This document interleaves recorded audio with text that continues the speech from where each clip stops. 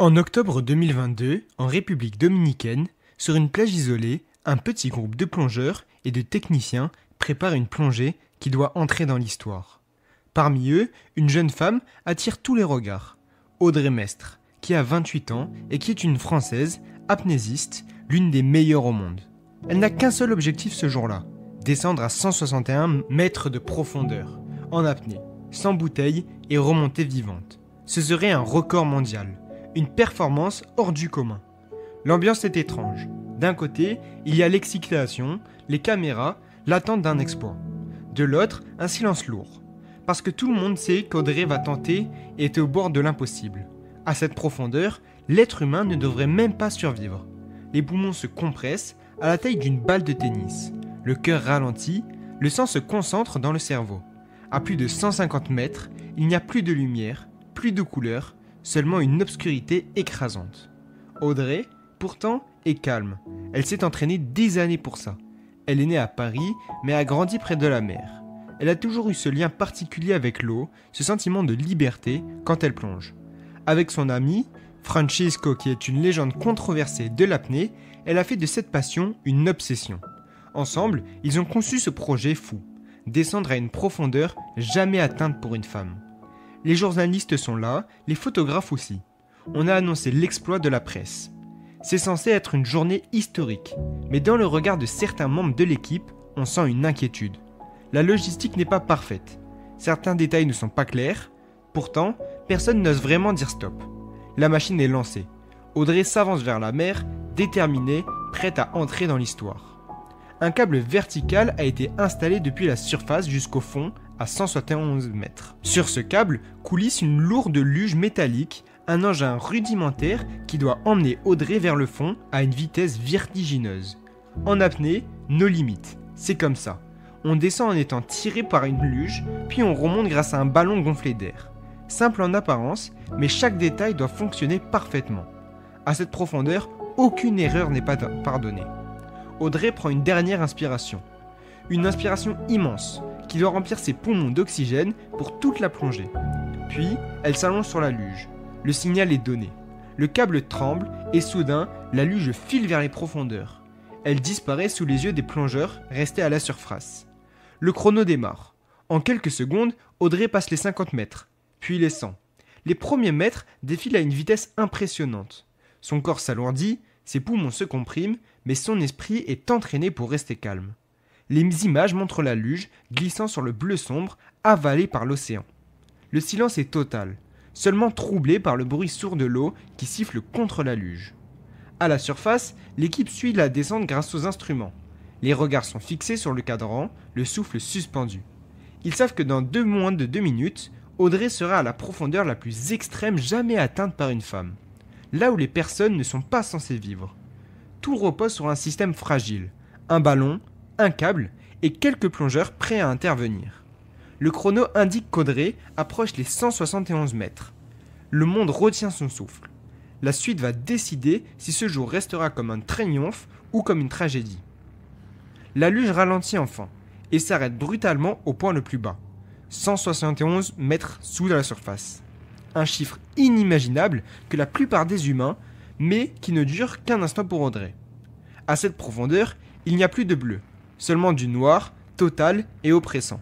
La lampe, fixée sur la luge, éclaire un cercle étroit, révélant un câble métallique qui s'efforce dans le néant. Le plan est simple. Dès que la luge touche le fond, Audrey doit tirer sur une poignée qui libère le ballon de remonter. Un ballon gonflé d'air, comprimé, censé la propulser à toute vitesse vers la surface. Sur ce geste, d'une simplicité extrême, qui sépare la gloire de la mort. Audrey, concentrée, tend la main. Mais quelque chose cloche. La poignée résiste. Elle force, rien. Le ballon ne se libère pas. Le système semble bloqué. Le temps s'étire, les secondes deviennent des pièges. Dans le silence absolu, Audrey est seule, prisonnière à 171 mètres de profondeur. À la surface, l'équipe s'impatiente. Le câble tremble à peine, mais aucun signe de remontée. Le chrono tourne, 1 minute, puis 2. Ceux qui la connaissent comprennent que la plongée a immédiatement quelque chose qui ne va pas. Une ombre de panique se répand. Mais là-dessous, il n'y a pas de radio, pas de voix, pas d'appel possible. Audrey est piégée et personne ne peut l'aider. Sous l'eau, Audrey continue à lutter avec la poignée. Ses mains glissent, ses poumons brûlent, le manque d'air commence déjà à se faire sentir. Elle n'a plus que quelques secondes de lucidité avant que le dioxyde de carbone n'envahisse son corps. Ses yeux cherchent un repère, une lumière, une LED. Mais il n'y a rien, seulement l'immense pression de l'océan et ce maudit ballon qui refuse de s'ouvrir. Pendant ce temps, à la surface, la tension devient insoutenable. Normalement, Audrey aurait déjà dû réapparaître, portée par la vitesse fulgurante du ballon. Mais la mer reste calme, vide. On scrute la surface, on attend une gerbe de bulles, une ombre, un signe, rien. Un silence lourd s'installe autour du bateau. Les plongeurs de sécurité commencent à se préparer. Ils savent que chaque seconde compte, mais ils savent aussi qu'ils ne sont pas équipés pour descendre si bas. Personne ne peut atteindre 171 mètres de profondeur si rapidement. À cette profondeur, Audrey est livrée à elle-même. Et pendant que les regards s'échangent, une peur glaciale traverse l'équipage. Audrey est là, au fond, seule face à l'ennemi invisible, le temps. Le bateau est en ébullition. Les chronos affichent déjà bien trop longtemps pour une plongée no limite. Audrey aurait dû réapparaître depuis longtemps. Les regards deviennent fiévreux, les voix se pressent, mais sous cette tension, il y a un problème plus grave. L'organisation des secours est chaotique. Normalement, dans une plongée de ce type, plusieurs plongeurs de sécurité attendent à différentes profondeurs, prêts à intervenir. Ce jour-là, ils sont trop peu nombreux, mal répartis, et certains n'ont même pas d'expérience nécessaire pour défendre spontanément. Personne n'est prêt pour une panne à 172 mètres de profondeur. Un plongeur de sécurité s'élance. Il descend, vite, mais il sait qu'il n'atteindra jamais Audrey. Son matériel n'est pas conçu pour ces profondeurs. Les autres hésitent, certains attendent des ordres, on perd des précieuses minutes dans la confusion. Sous l'eau, Audrey est toujours coincée. Elle a tenté encore et encore de tirer la poignée, mais le ballon est resté immobile. Ses poumons sont vides, son corps lutte, peu à peu, ses gestes ralentissent, la panique se transforme en une étrange torpeur. Son cerveau, privé d'oxygène, commence à s'éteindre. Chaque seconde est désormais un compte à rebours vers la tragédie.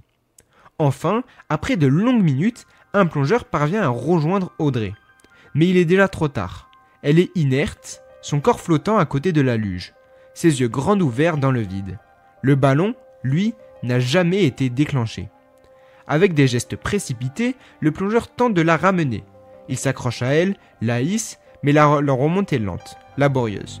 Il faut gérer la profondeur, la décompression et surtout sa propre suivi. La panique gronde au bateau, les secondes se changent en éternité. Lorsqu'Audrey est enfin tirée vers la surface, plus de 8 longues minutes se sont écoulées depuis le début de sa descente. 8 minutes sans air, dans l'obscurité totale. On la hisse sur le pont, on tente tout pour la réanimer. Massage cardiaque, oxygène, cris désespérés. Mais rien n'y fait, son cœur ne repartira jamais. Le rêve de record s'est transformé en cauchemar. Ce qui devrait être une journée historique devient l'un des drames les plus marquants de l'histoire de la plongée en apnée. Le Blue Hole, situé à Dahab, en Égypte, est un site de plongée mondialement connu, autant pour sa beauté que pour sa réputation de danger.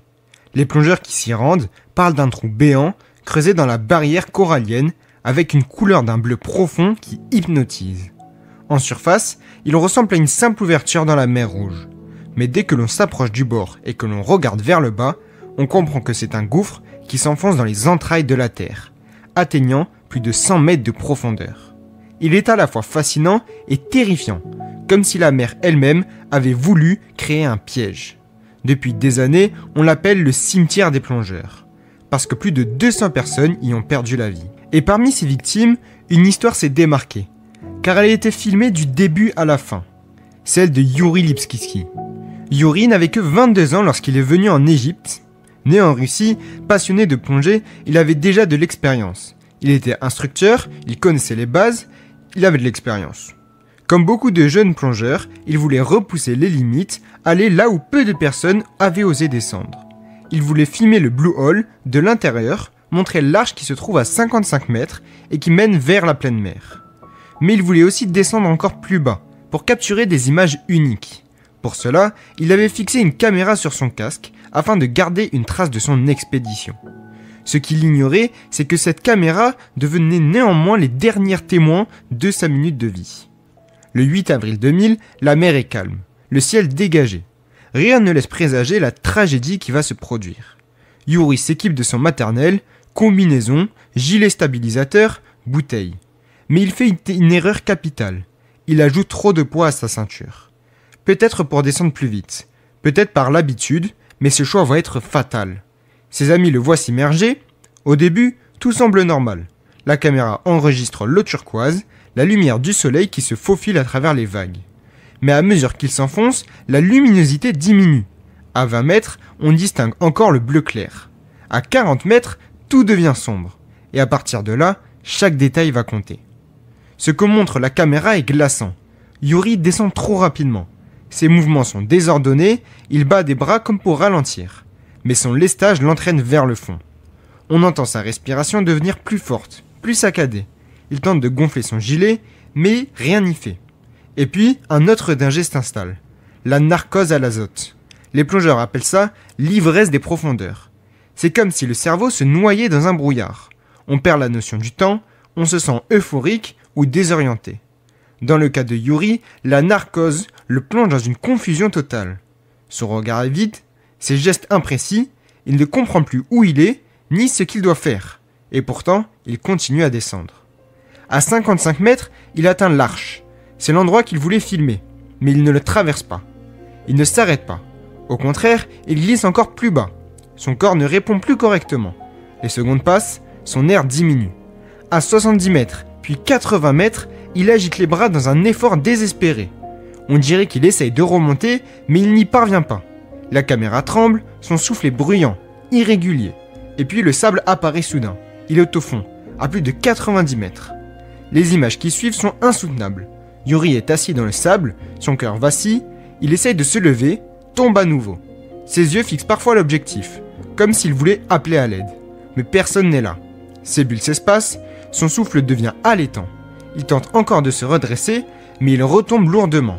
Ses mains tremblent, et puis, au bout de quelques minutes, son corps s'immobilise complètement. La caméra, elle, continue d'enregistrer. On entend encore quelques bulles, puis plus rien. Le silence des abysses. Le lendemain, un plongeur technique du nom de Tarek Omar est envoyé pour récupérer son corps. Tarek connaît parfaitement le Blue Hole. Il sait que c'est un lieu de meurtrier. À plus de 90 mètres, il retrouve Yuri, son cœur est allongé, dans le sable, la caméra toujours fixée à son casque. Lorsqu'il ramène le matériel à la surface et que la vidéo est visionnée, c'est un choc. On découvre minute par minute les derniers instants de Yuri. C'est glaçant, car c'est réel. Cette vidéo a depuis circulé sur internet, rappelant à tous la dangerosité de ce site. Pour les plongeurs, l'histoire de Yuri est devenue une leçon. Elle montre que la mer ne pardonne pas, que même les plus passionnés, même les plus expérimentés, peuvent être piégés par une erreur. À Dahab, une plaque commémorative rend hommage aux victimes du Blue Hole. Et le nom de Yuri y figure.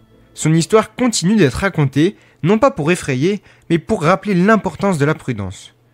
Descendre toujours plus profond est un rêve pour certains, mais il ne faut jamais oublier que les abysses ne donnent pas une seconde chance. Si vous avez aimé cette vidéo, n'hésitez pas à aller voir d'autres vidéos que je publie sur ma chaîne.